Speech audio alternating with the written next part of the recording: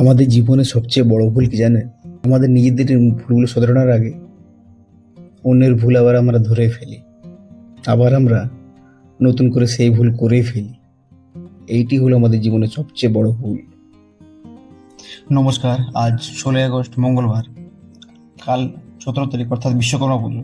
তাই আমাদের পাড়ায় চলে গেছিলাম গাড়িটা ধুতে।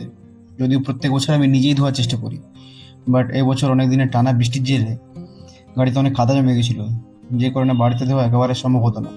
যাই হোক, পুজোটা তো বাড়িতে দিয়ে দিয়েছিলাম। এরপর হাইওয়ে ধরে চলে গেছিলাম টাটা মেটালিক্সের পথে। এই যে রাস্তাটি দেখছেন, এটি মেটালিক্সের যাওয়ার রাস্তা। এখানে ভিন রাজ্য থেকে অনেক শ্রমিক আসে কাজ করতে, এবং আমাদেরও রাজ্যে কিছু মানুষ আসে এখানে কাজ করতে। যাই হোক, যে কাজে আমি গেছিলাম টাটা মেটালিক্সে, সেই কাজ শেষে বাড়ি ফেরার পথে এই ট্রেন লাইনটি পড়ে। যদিও আমাদের মেদিনীপুরের মতো দুটো রেলগাড়ি যেই টাইম নিয়ে দাঁড়াতে হয়, এখানে সেরকম টাইম লাগায় না এরা। 5 থেকে 10 মিনিটে গেট খুলে দেয়। এই যে সামনে যে ব্রিজটি দেখছেন, এটি আমাদের মেদিনীপুর ও খড়গপুর শহরকে কানেক্ট করছে, এই রেল ব্রিজটি, যেটি আমাদের কাঁসাই নদীর উপরে অবস্থিত। ওই যে নদীর ওই পাড়টা দেখা যাচ্ছে, ওই পাড়টা হলো আমাদের মেদিনীপুর, আর এই পাড়টা হলো খড়গপুরের মধ্যে পড়ছে। ব্রিজের এই পাড়ে প্রায় 10-12টি গ্রাম আছে, যেখানে 30,000-এরও বেশি মানুষ বসবাস করে। তাদের মেদিনীপুর শহরের সবচেয়ে সহজ যোগাযোগের মাধ্যম হলো এই রেল ব্রিজটি। যদিও ওর পাশাপাশি বাসের পোল আছে, সেটা বর্ষার সময় একেবারে অচল হয়ে যায়। যাই হোক, এখানের মানুষেরা প্রতিনিয়ত জীবনের ঝুঁকি নিয়ে পারাপার করে নদীর ওই পারে।